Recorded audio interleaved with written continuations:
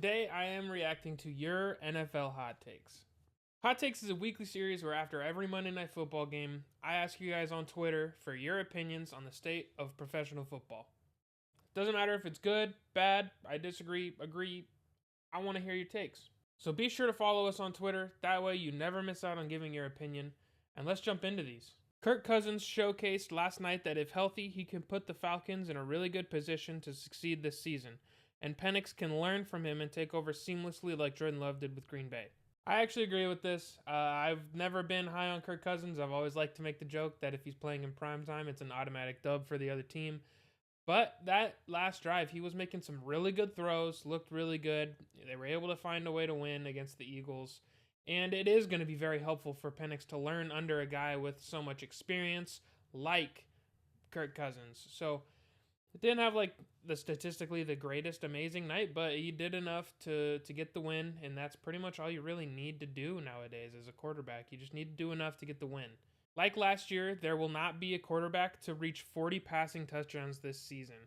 I don't think there is going to be. I think that because defenses are so much better now than they have been in the past, two high safeties, edge rushing, you don't have as much time in the pocket. We're not going to see as many flashy touchdowns as we used to.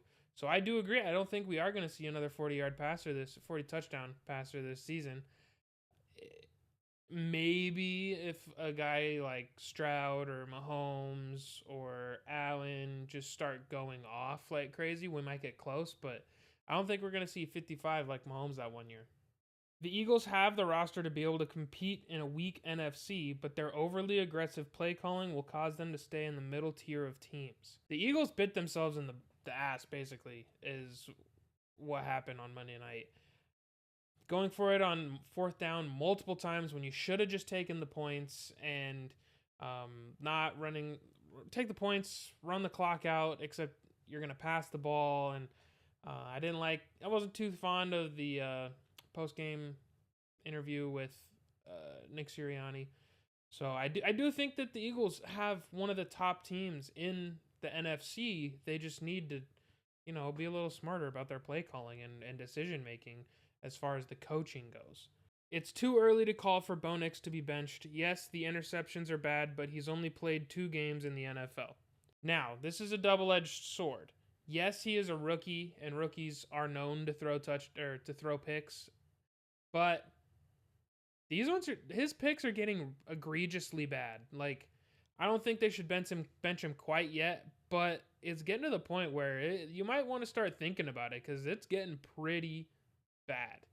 Like, not a lot of people disagree with me on this from what I saw on Twitter. So, are you a sports fan? I would only assume you are if you're watching this video, so let me tell you a little bit about the Phantom Sports Discord. The Phantom Sports Discord is built for every single type of fan. Football, basketball, baseball, soccer, you name the sport, there is a section in the Discord for you. There are even specific group chats for each specific team so that you can talk about your favorite team with fans from all over the world. There are also sections built for esports, for athletes to share their highlights, for fitness people to share their gains or meal recipes that they have. And there's even a space for broadcasters to share broadcasting tips, share clips of their broadcasting, and network with each other.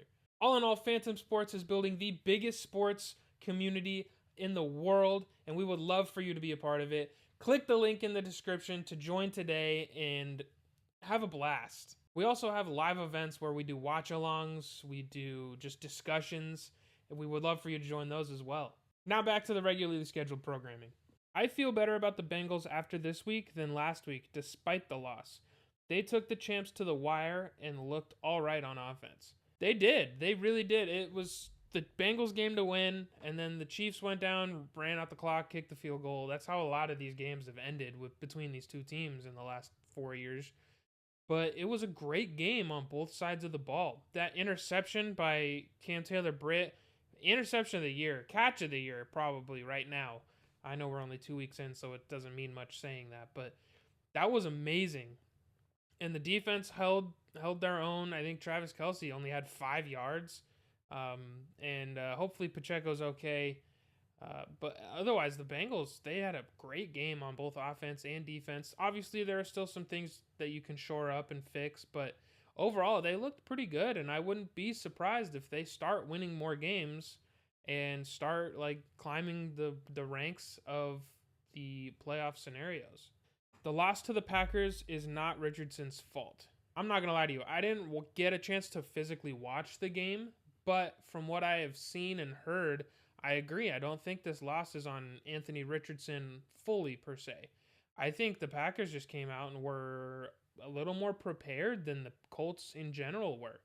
And shout out to Malik Willis for stepping up. I don't really have much more to say outside of that, but yeah, I don't.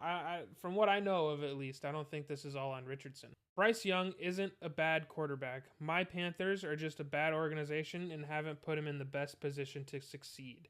I kind of agree with this. I mean, Bryce Young's not gonna be anyone that you send home about, or you're like, oh, this guy is the future of the NFL. But he's not as bad as he looks, and him getting benched, it's just makes it seem a lot worse than it really is. But I don't think that Bryce Young is that bad, but he isn't the best. And I think maybe a couple of weeks, maybe of just sitting, just working on stuff in practice, and not having the pressure of game day scenarios might help. That's all the takes I got for you guys this week. Be sure to follow us on Twitter so you can give your takes on the next week's episode. And I will see you guys in the next episode. Peace.